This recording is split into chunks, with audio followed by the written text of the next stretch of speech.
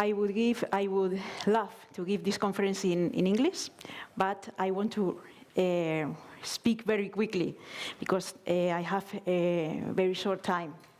And I think the most suitable for all of us is if I give the conference in my mother tongue, in Spanish, because I'm always rushing. So I will give you a few seconds if you want to use the translator machines.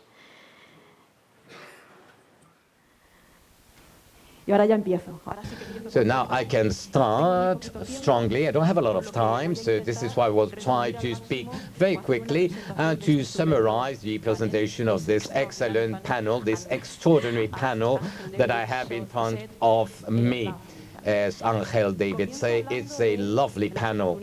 So we'll start talking about the challenges and the opportunities of this new directive, the Directive 47/2014.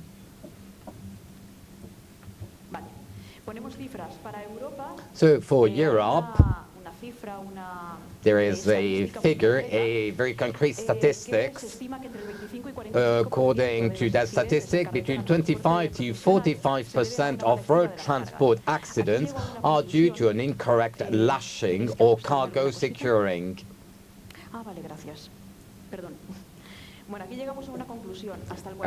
So we see that 45% of the accidents is a figure that is high enough to try to have a new standard for stevedoring.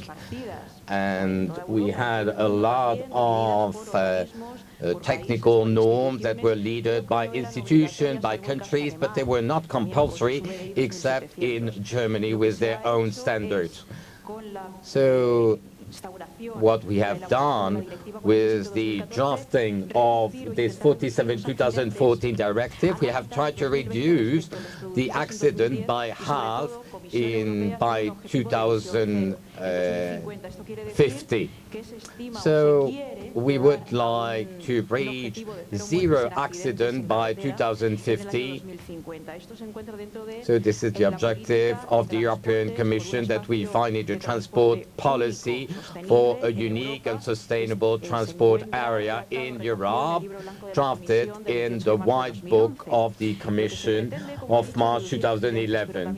We would like to reduce accident, but at the same time to harmonize the content of the legislation with a minimum content. And the Commission is using two blocks to reduce the number of accidents to reach that objective. The first one is they open the door to technology because they think that technology will allow us to increase security and also technical inspections. The directive that we called loading norms is regulating in its Annex 3, the load succession or the loading as we call it. But what is the definition of loading? So in this panel, we are going to talk about packaging, about the role of insurance. Loading, stevedoring, is defined as such, and I'm one of the authors of the Basque Guide, which is the first Spanish guide, the first public guide on this. So the process of packing, planning, loading, fixing the load from the moment it is packed until it is delivered. So loading, it's a lot of steps. And we are starting with planning, and this is where the loader has a very important role to play. We need a person to sign that responsibility, that document. We need a person to be in charge of planning. And we need contract with operators, with carriers, to make sure that they understand responsibility. And responsibility shouldn't be borne by only one person. It should be shared, as the directive is indicated in the Annex 22. All the chain with the loaders, the carriers, the packers have a lot to do. They need to participate and be coordinated, which is not the case now, except in some countries. Once we have seen this definition, we have Annex 3 with the regulation of the different laws, and we have a lot of technical norms. I'm not going to give you too many details about the different techniques and norms. I'm training road inspectors, and in Spain the police forces are responsible for this inspection, and I've had the pleasure to train the different police forces for the load inspection, so I know the criteria that they have to follow, and I know the challenges and opportunities that are born from all these inspections.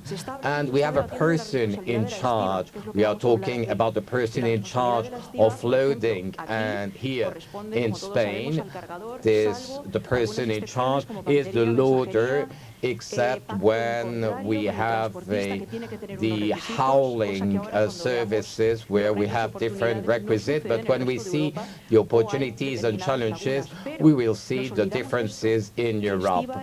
But we must remember that loading includes all these different sectors, all these different actions. And, well, fixing, for example, is something that should be taken into account, and we have to look to find who's the person in charge of fixing. And it is very important to have a harmonization of the legislation in Europe. It is important to see who is responsible of the different fixing bells. For example, in Germany, we see that it is the loader that should fix the goods, and the carrier should make sure that it is well done. But here in Spain, it is different.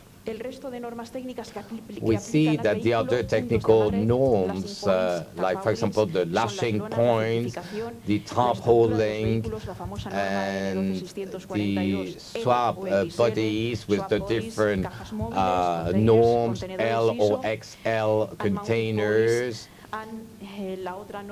And there is also another norm for packaging, and Eric is going to talk about packaging and the need for the packaging to be correct in order to avoid environmental damage. It's not solving everything, but it's very important to have an appropriate packaging complying with the different norms.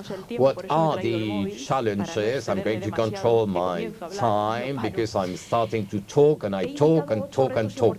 So I have identified 8 challenges for this new norm or inconsistencies that we can find in Europe. So first, I'm using the transposition à la carte. So most of the time we've been very lucky because in all the member states they have been translating the Directive 47/2014, but the Annex 3. In some countries they have translated, they have transposed this Annex 3, but not with all the elements. So the first thing I request is to have a harmonization of the transposition of the European legislation in all the member states, because we will be able to reach a better legal security, which is the aim of the directive. Second challenge is the harmonization of responsibility in stowage. And when we are talking about responsibility in Europe, we have to talk about the agreement regulating the road transport, and it can indicate and give us some clue about the responsible of stowage. And it implies, well, the signature of the different transport services that have been contracted from Spain, for example, with any other country, whether it is a European country or not. They have all signed this directive, or any other country in the world.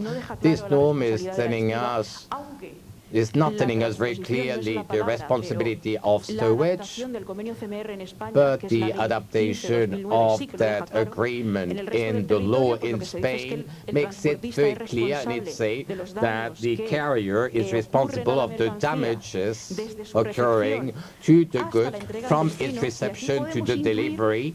And we can also include that when we are delivering or loading the goods, the stowage is happening afterwards, or the fixing is happening afterwards, and it is the carrier who is responsible, but it is not clearly stated in the law. So we need to regulate, well, the load contracts or the stowage card that I will refer to at the end of my presentation. Third challenge is the old fleet. In Spain, we have the oldest fleet of Europe, according to the Ministry of Development. We have trailers and lorries that have more than 15 years, and on the road, they represent a true problem. It is very important to adapt them to the road, and we'll listen to a speech on that tomorrow. The main problems with that are, and the authorities need to modify the law. We need to have a better coordination. And we need to train inspectors that are going to inspect those lorries on the road. The trucks, the lorries that are transporting reels are very common in Spain, in the north of Spain, and also for export. They have a slot on those trains, but most of the time, the structure of the lorry is transport with homemade methods, because, well, we need to send the reel in pallets or with another kind of structure in order, on different wedges, for example, in order to unpack it and unload it. So there is a legislation, but it is not respected, because at the destination, well, the clients want things to be done differently. So this is a bit the market law that is rolling over the legislation. We have also trucks transporting hams or transporting hanging meats, for example, those transporting cows. So we have a series of rails, the ceiling of the truck, and they are moving. It's not a joke, but they are moving during the transport. They are not blocked, they are not fixed. So when there is a curve, the goods are being displaced to the side of the lorry, and we've had lots of fatalities because of that. So the loader should invest a bit more to make sure that the rails are installed differently, or that the goods are fixed, to make sure that the inspectors are not going to sanction them on the road. But we need a regulation on that. We have more cases, for example,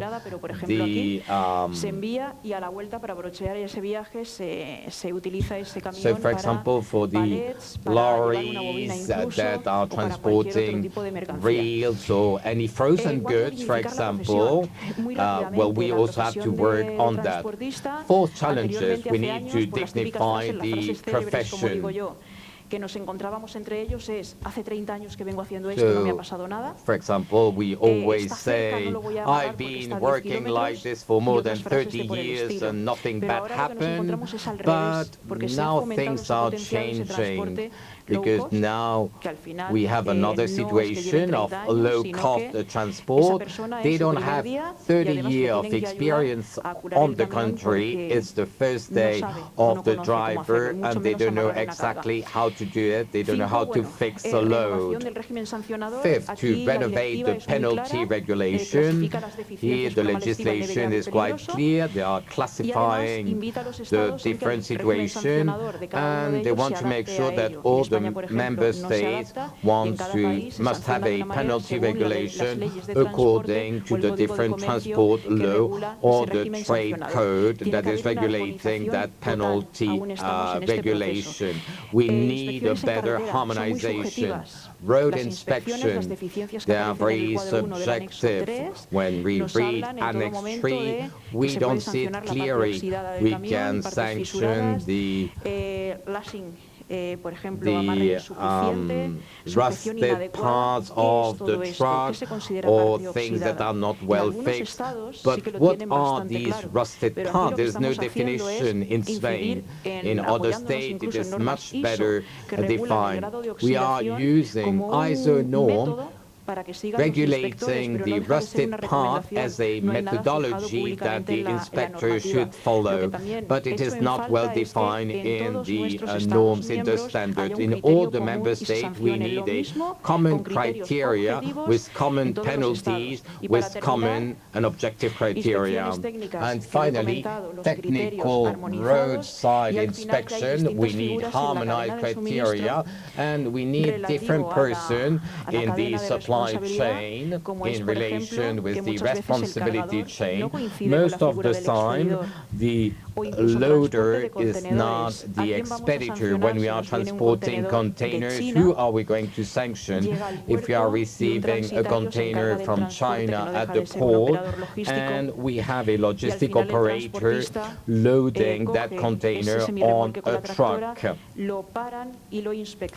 It is being inspected, but from time to time it is not well loaded, and some of the inspectors would like to know who they could penalize: the driver, the carrier, the loader. So this is something that should be harmonized, because we must make some research on the legislation of each country, and it's not easy. This is why, as Angel said, I'm the author of the European safety cards. This is something that is being harmonized in UMAS, these European safety cards I'm talking about. It's a page, it's a double page. We'll be talking about that during the second panel by Carlos Hernandez. So here we see the norm 12195.1 with new concept, but we have also the legal part, and this is why I decided to add what was missing. It is the legal chapter. The most suitable translation for this. It's the legal chapter that we can find on this sheet, and also have that table with the little green check. We can identify the person in charge of each technical standard, not only in Spain, because if this card is on board a truck going from Spain to Ukraine, for example, we will identify who should control, inspect, or respond for the damages, for fixing belts, for the stowage, for all the technical norms that we have seen before, instead of having very long contract that we are using to justify during an inspection.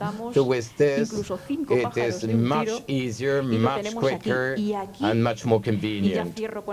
And here, we see how important it is to have a person from the company in charge. We are always talking about the importance of the logistic directors. They should plan, they should coordinate that stowage and fixing activity, and they should determine how it should be done. They should establish the internal procedures, and for example in Spain we have lots